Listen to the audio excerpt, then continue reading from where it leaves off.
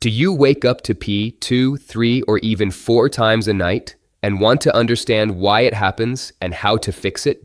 If this sounds familiar, you are far from alone. This is an incredibly common issue that affects millions of men and women, especially as we get older.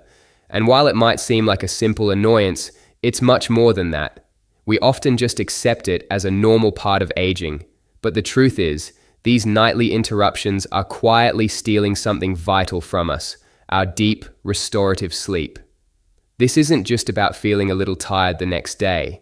When your sleep is consistently broken, it can lead to daytime fatigue, brain fog, and a general lack of energy that holds you back from enjoying your life to the fullest. But there's an even more immediate danger we need to talk about. Getting out of bed in the dark when you're still half asleep significantly increases the risk of a fall. A fall at night can lead to serious injuries, and it's a risk that can and should be managed. The good news is, you don't have to just live with it. This is a solvable problem. In this video, we're going to break down the 3 main reasons why you might be waking up at night. It's important to know that for men and women, the causes can sometimes be different, and we will explore those differences in detail. More importantly, for each cause, we are going to outline clear, practical solutions you can start using right away to reclaim your sleep and your peace of mind. Before we begin, if you find this information helpful, please take a moment to tap the like button. It truly helps the video reach more people who might be struggling with the same issue. And if you'd like to receive more practical health tips like these, consider subscribing to the channel. Finally, please feel free to share which country you're watching from in the comments. It's wonderful to see how this community of people dedicated to better health spans across the entire globe, and it helps others feel less alone on their journey. Thank you. Alright, let's get into the first, and perhaps most surprising, reason for those nighttime awakenings. We're going to start with the most common cause, which many people have never even heard of. It's a condition called Nocturia. It may sound like a complicated medical term, but it's really simple. It's mostly about gravity. The key symptoms that point towards nocturia are quite specific. First, you wake up 1 or more times every night specifically because you have the urge to urinate. It's not a painful urge, just a clear signal from your bladder. Second, unlike issues related to an enlarged prostate, which we will discuss later, you don't typically experience a weak or hesitant urine stream. The flow is usually normal. It's simply happening at the wrong time of day. This is a crucial distinction that separates it from conditions like prostatitis or benign prostatic hyperplasia, often called BPH. So, what is actually happening in your body? Let me explain it with a simple analogy. Think of your body's circulatory system like a network of rivers and reservoirs. During the day, as you are sitting, standing, and walking around, the force of gravity is constantly pulling downwards. This causes a significant amount of fluid from your bloodstream to pool in the lower parts of your body, particularly in your legs, ankles, and feet. This is why you might notice your ankles are a bit swollen by the end of the day. That fluid is temporarily stored in the reservoirs of your lower extremities. Now, what happens when you go to bed at night and lie down flat? Gravity is no longer a factor. All of that fluid that was pooled in your legs is now free to re-enter your main circulatory system, your river. This sudden influx of fluid travels through your bloodstream to your kidneys, which are your body's filtration plants.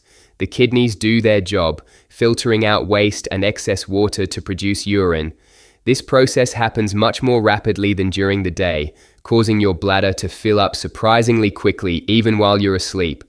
Your bladder then sends the signal to your brain that it's full, and that's what wakes you up.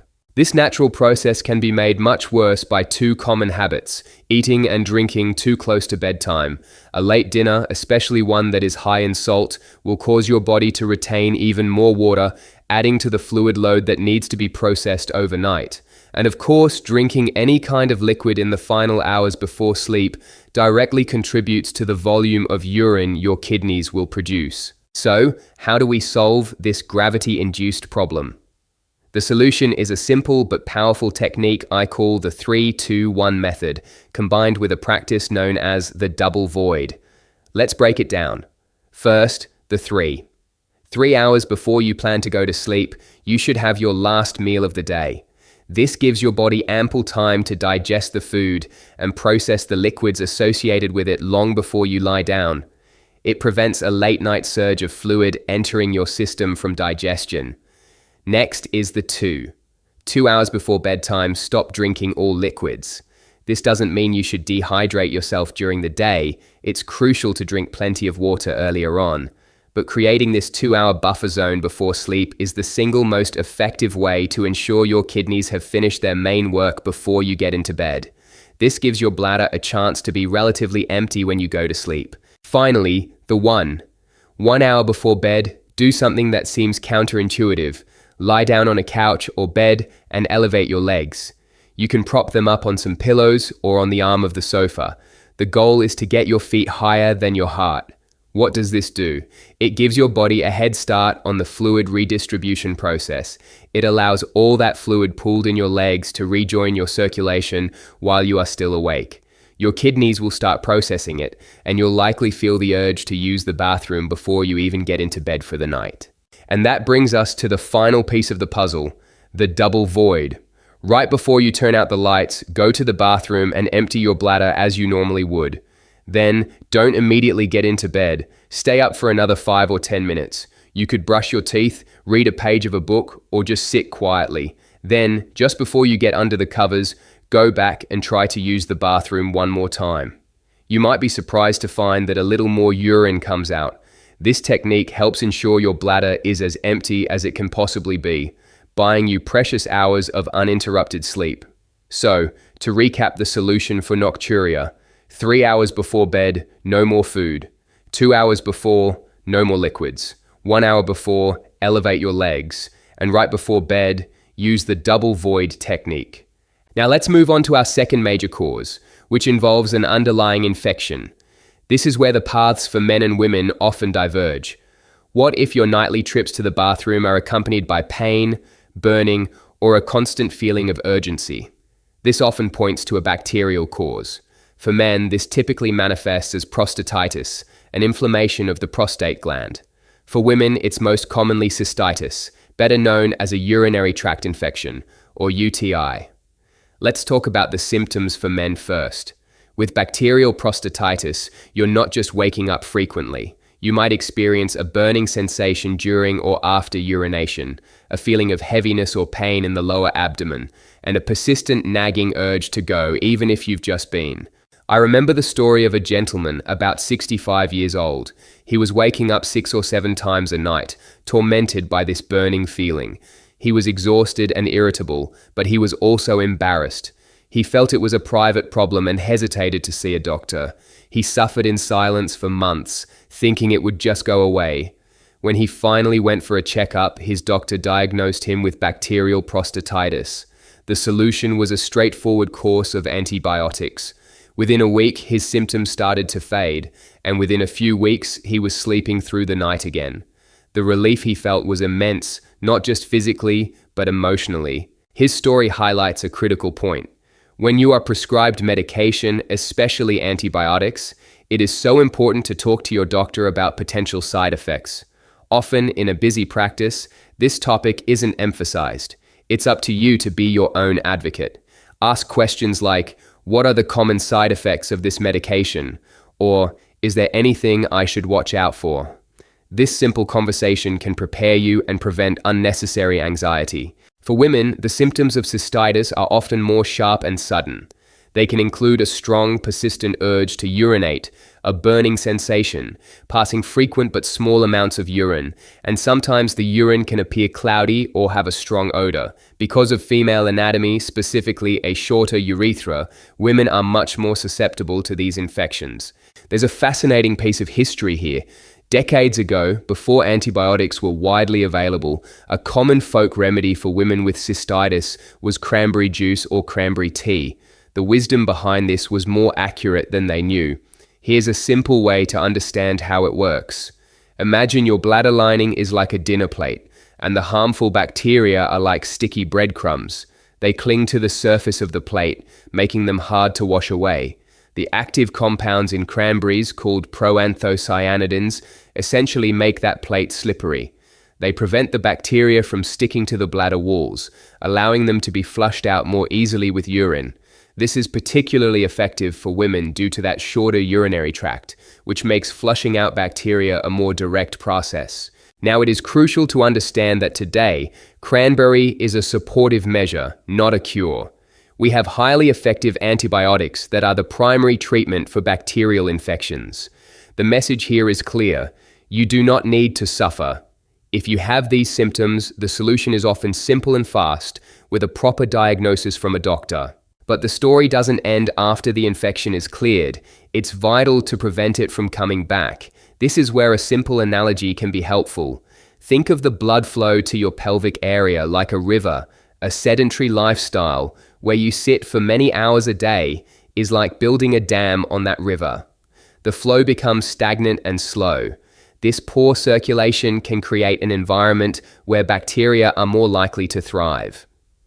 Regular activity, even just walking, is like opening the floodgates of that dam. It keeps the river flowing, promoting good circulation and a healthier internal environment. For women, proper hygiene is also a key factor in prevention. Simple habits can make a huge difference in preventing harmful bacteria from entering the urinary tract in the first place. So, if pain or burning is part of your story, don't wait. A simple checkup can lead to a fast and effective solution, and adopting healthy habits can help keep you well for the long term. Finally, let's address the third major cause of nighttime awakenings, and this one is a concern primarily for men. An enlarged prostate, known medically as benign prostatic hyperplasia, or BPH. The symptoms of BPH are very distinct from the other causes we've discussed. They are less about pain and more about plumbing. The most common sign is a weak or slow urine stream. You might find that it takes a few moments for the flow to start, something we call hesitancy. Another classic symptom is a feeling that you haven't completely emptied your bladder even after you've finished. This feeling of incomplete emptying is what often leads to another trip to the bathroom just a short time later, and frequently in the middle of the night. To understand why this happens, imagine a garden hose. Water flows through it freely. Now, imagine someone gently stepping on the middle of that hose. The stream of water becomes weaker and slower. This is exactly what an enlarged prostate does. The prostate gland surrounds the urethra, the tube that carries urine out of the body. As the prostate enlarges with age, it squeezes the urethra, obstructing the flow of urine. There's a common misconception that this is a rare or shameful problem. I want to share a story about a man in his early 70s who believed he was the only one going through this. He was getting up 3 to 4 times a night, standing at the toilet for what felt like an eternity, and always feeling like his bladder was still partially full. He was ashamed to talk about it, even with his family, thinking it was some kind of personal failing. When he finally spoke with his doctor, the doctor smiled gently and explained that BPH is an incredibly common, normal part of the male aging process. In fact, more than half of all men over the age of 60 experience symptoms of BPH, and that number rises to about 90% for men over 80. Hearing this was a massive relief for him. He realized he wasn't alone. He was just normal. The good news is there are excellent solutions available. The first line of treatment is typically medication prescribed by a doctor.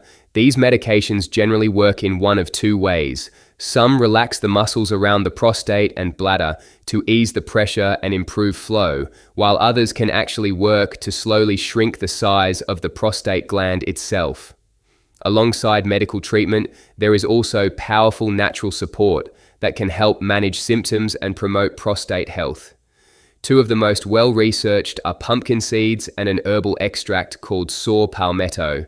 Let's talk about pumpkin seeds first.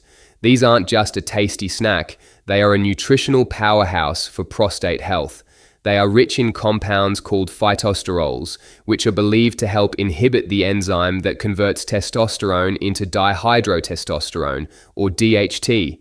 It's the accumulation of DHT that is a primary driver of prostate enlargement. By helping to balance these hormones, pumpkin seeds can support normal prostate size. The easiest way to incorporate them is to eat a small handful of raw, shelled pumpkin seeds each day. You can also find high-quality pumpkin seed oil, which can be drizzled on salads or taken as a supplement. Next is saw palmetto. This is an extract from the berries of a small palm tree. It has been used for centuries as a remedy for urinary issues. Much like pumpkin seeds, saw palmetto is believed to work by affecting hormone levels, specifically by reducing the uptake of DHT in the prostate gland. It is most commonly taken in supplement form. When looking for a saw palmetto supplement, it's best to choose a standardized extract to ensure you are getting a consistent and effective dose. It is absolutely essential to remember that you should always speak with your doctor before starting any new supplement. This is because even natural remedies can interact with prescription medications or may not be appropriate for your specific health situation. The key takeaway for BPH is this: it is not a shameful problem. It is a common biological process. The sooner you address it, the more options you have, and the better you can preserve your quality of life and, of course, your sleep. So, there we have it. 3 different problems, each with its own unique strategy for a solution. We've talked about nocturia, the gravity and fluid problem, which can be managed with the 3-2-1 rule and the double void. We've discussed bacterial infections, prostatitis in men, and cystitis in women, where the solution is a prompt medical diagnosis and adopting habits to prevent recurrence. And we've covered the enlarged prostate, or BPH, a mechanical issue for men that can be addressed with both modern medicine and natural support. This issue of waking up at night touches the lives of so many of us, both men and women. Your specific story might involve one of these causes, or even a combination, but the final result is the same. There are clear, effective ways to take back control and reclaim the peaceful, uninterrupted sleep that you truly deserve. It's a combination of modern medicine working together with simple, powerful lifestyle habits. This is how you build a foundation for not just better nights, but for more health, more energy, and more vitality during the day. My request to you is simple. I'm not asking you to change your whole life overnight. Just pick one thing from this video that resonated with you the most. Maybe it's trying the 3-2-1 rule. Maybe it's deciding to finally make that doctor's appointment you've been putting off. Just choose that one small step and commit to trying it. Observe how you feel for just a few days. Small steps are the beginning of great journeys. Which solution are you going to try first? Let me know your choice in the comments below. And if this video gave you a sense of encouragement or hope, just type the word hope. Your comment might be the very thing that inspires someone else to take action. And of course, if you haven't already, please subscribe to the channel and turn on notifications so we can continue this health journey together. Take care, may your nights be quiet and your mornings bright. I'll see you in the next video. Many seniors have been already benefited from this video. Click to see what you've been missing.